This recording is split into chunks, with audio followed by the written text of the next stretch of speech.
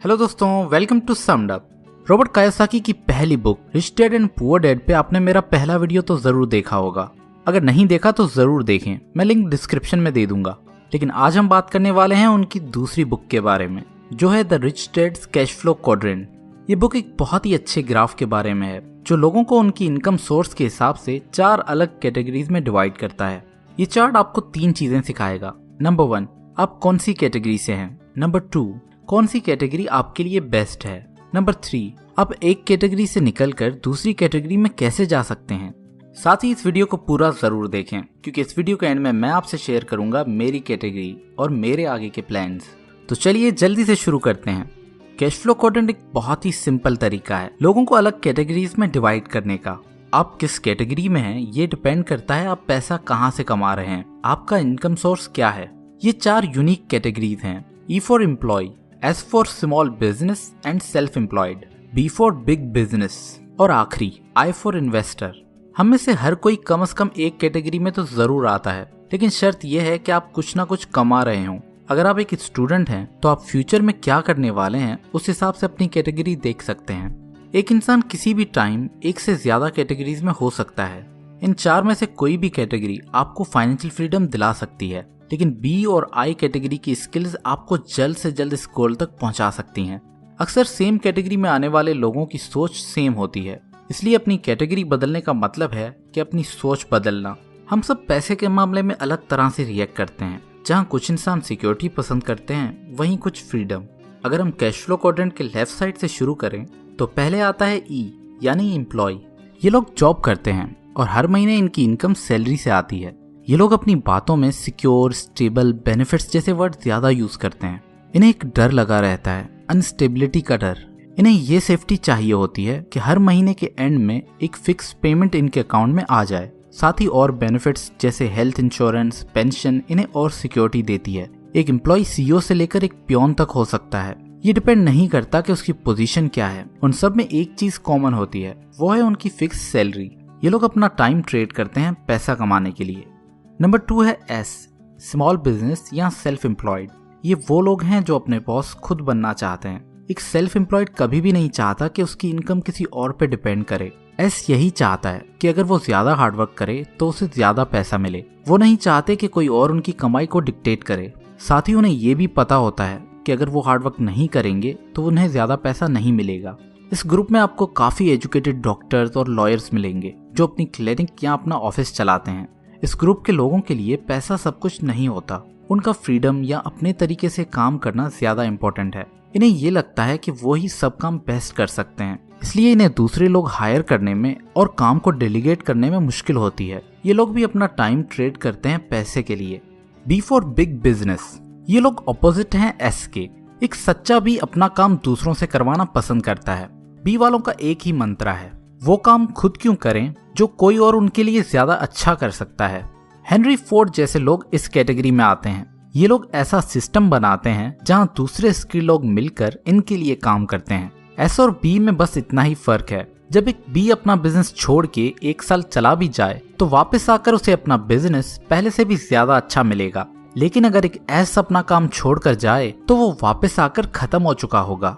Simple difference ये है कि एस सेल्फ एम्प्लॉयड है, यानी वो अपनी जॉब ऑन करता है, वहीं बी एक सिस्टम ऑन करता है और लोगों को लीड करता है। Number 4, I for investor. ये प्लेग्राउंड है अमीर लोगों का। इन्हें खुद काम करने की जरूरत नहीं होती क्योंकि इनका पैसा इनके लिए काम करता है। दोस्तों, ये मैटर नहीं करता कि आप किस कैटेगरी से पैसे कमाते हैं, लेकिन अगर आपको अमीर होना है तो आपको वो पैसे आई कैटेगरी में लाने ही पड़ेंगे। आई में ही आपका पैसा आपके लिए काम करता है। आई में ही पैसा दौलत में कन्वर्ट होता है। आइए एक सिंपल एग्जांपल देखते हैं पूरे कैश फ्लो क्वाड्रेंट का। जब एक डॉक्टर एमबीबीएस की डिग्री लेकर गवर्नमेंट की जॉब करने लगता है तो वो ई कैटेगरी में आता है। फिर अगर वो जॉब छोड़कर अपना क्लिनिक खोलता है तो वो एस की कैटेगरी में आता है। नेक्स्ट, अगर वो एक ऐसा हॉस्पिटल खोले जहां वो दूसरे डॉक्टर्स को हायर करके उनसे काम करवाए तो वो बी कैटेगरी में आ जाएगा। और आखिर में अगर वो ई, एस या बी से पैसा सेव करके उन्हें बॉन्ड, रियल एस्टेट या स्टॉक एक्सचेंज में इन्वेस्ट करे तो वो आई कैटेगरी में आ जाता है। ज्यादा अमीर होने वाले लोग अपना 70% पैसा आई से बनाते हैं, वहीं मिडिल क्लास अपना 80% पैसा ई या एस से बनाती है। बी और आई वाले लोग कम काम करके भी ज्यादा पैसा कमाते हैं।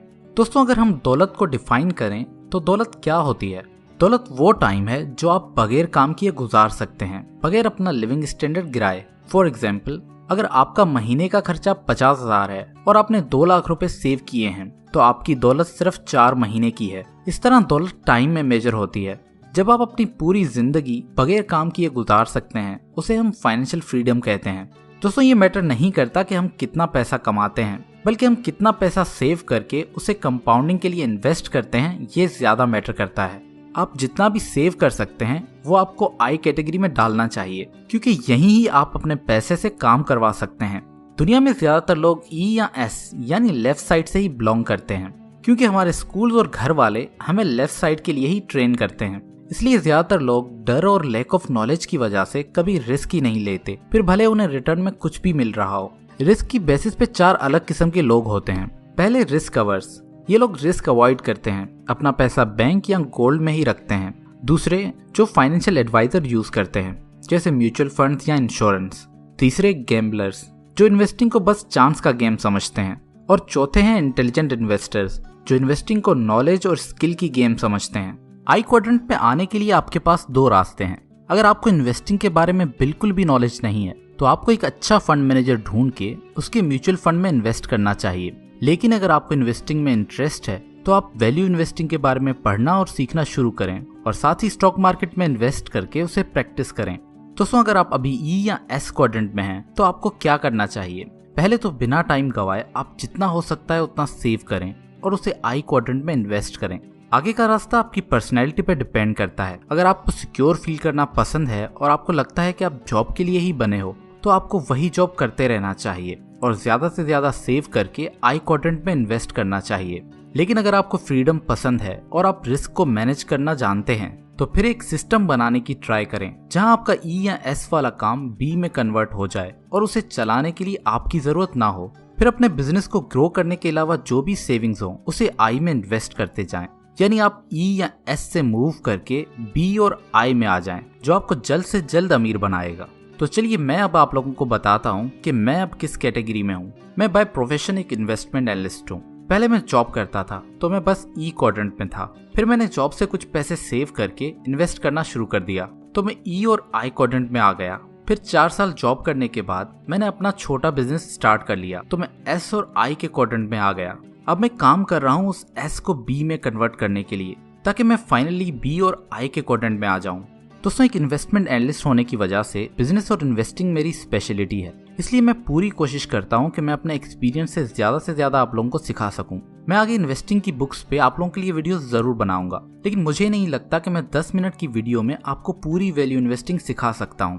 अगर आप चाहते हैं कि मैं वैल्यू इन्वेस्टिंग पे अलग से एक पूरा कोर्स बनाऊं तो मुझे नीचे कमेंट करके जरूर बताएं। साथ ही अभी आप किस कैटेगरी में हैं वो नीचे कमेंट करें।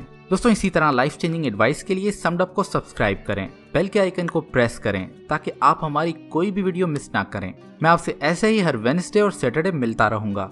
Thanks for watching.